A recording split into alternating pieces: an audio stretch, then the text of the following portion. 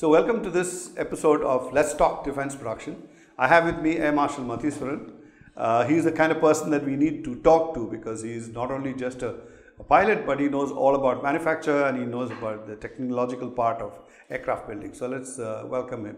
Welcome to the show, sir. Thank you, Mother. So everybody is up and interested in this announcement by the government about forming a defense corridor in Tamil Nadu. So what does that actually mean? Well, when you talk about defense corridor, fundamentally you're looking at this wherever the resources and other capabilities are available in a region. Yes. You want to exploit that into focusing towards developing a defense ecosystem. Okay. So, if you take Tamil Nadu, then it has a lot of advantages in terms of skills, in terms of mechanical engineering capabilities. Okay. There are industries that have now graduated from being consumer product oriented specialist mechanical engineering product oriented companies like LMW. There are many industries. I think Coimbatore used to have a heavy concentration of pump manufacturers. That's right.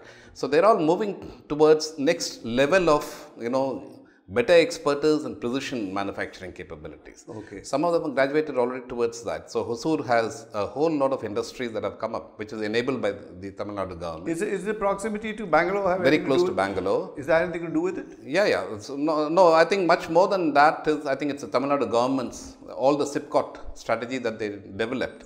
Positioned a lot of automobile industries and the specialist manufacturing industries in Hosur, for example. So Titan, which set up a watch manufacturing facility, is now graduating into precision manufacturing for aerospace. Oh, because of their experience in making small parts. Lakshmi Machine Works, which started off as a textile company, moved on to designing machinery for textile manufacturing requirements. Are they recognized for that? They're recognized for that, and now they're moving into defense heavy industrial manufacturing part. Okay. I think they've got some contract for the submarine related Even if they work. do some parts of the overall system, that's right. That is. And you have Salem, then you have Madurai coming up with electronic related surprises. So when you have these capabilities, then it makes sense to actually put together that our problem is how to energize defense industry. Yes. And a lot of important nodal points are here. So Bangalore, Chennai, Hyderabad, Pune. I call that as the aerospace quadrilateral. Okay. And it makes sense to develop corridors. Oh, you are talking specifically aeronautical? No, it's aerospace. Aerospace or defense industry. I'm talking about aerospace because aerospace is the high end of technology. Yes. But it's all about defense I'm talking about. So it makes sense to develop corridors. Chennai, Bangalore, a corridor Chennai, Hyderabad, a corridor Bangalore, Pune, a corridor Hyderabad, Pune. And you'll find that there's a lot of interdependencies that can actually be exploited. Because there's a lot of skill levels, high education levels. And distances. And there are allied industries that are all concentrated in these four areas. And now we can bring them together to develop a defense ecosystem. So Chennai, Bangalore can become an exceptional corridor for defense ecosystem, with aerospace parks already being announced by Tamil Nadu government. And then Chennai being a port, an international airport, and all those export related issues can easily be addressed from Bangalore to Chennai and all those issues. All along that corridor, you can actually develop smaller industries, which addresses a lot of. So what should say that government of Tamil Nadu or a local trade body like this SIDM and IDAT and all, what should they be doing also to help the process? These bodies like AIDAT and SIDM, etc., should actually enable smaller. See, the problem in India was that we set up major industries in the form of defense public sector units. Yes. Actually, the real capability comes up when you have a huge ecosystem of small and medium industries. Okay. And that we've not really addressed that. That needs to be addressed. So these institutions. So will those things come up on its own, or again they have to facilitate. So the government must enable these associations in enabling better understanding of the policies, the concessions that the government offers.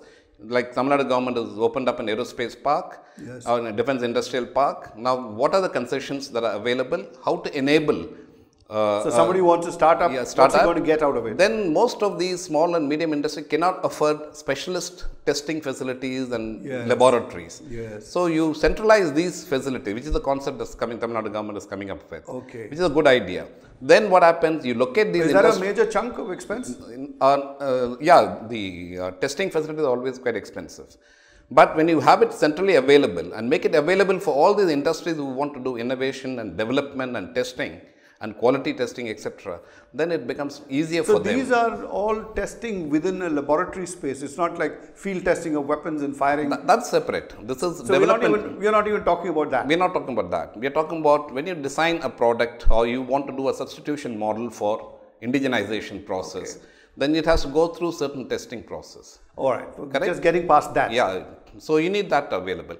Then if you want to design a product, there may be very expensive design facilities and tools that are made available. Yes. If they are made available centrally in a particular place by the government. It's like having a specialty hospital. Yeah. You go there and... So these guys can make use of it on hire. And that is the concept that's coming in aerospace park. So you see this as it's a good development. If you implement it the way you see it. The potential for success is there. Huge potential is there. Okay. So how do you translate your concept into reality is all in implementation.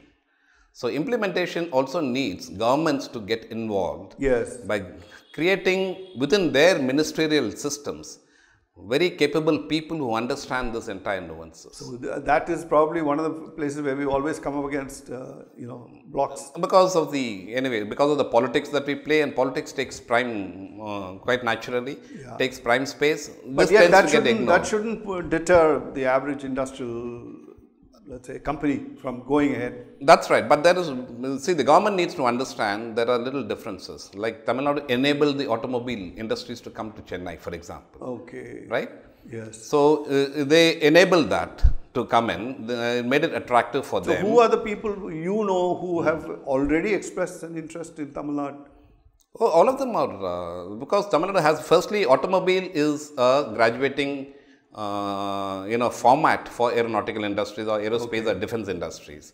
It is possible because that potential is there, and that's the way most of them do. Anyway, the word has been only defense production. They have not specified aeronautical in any case.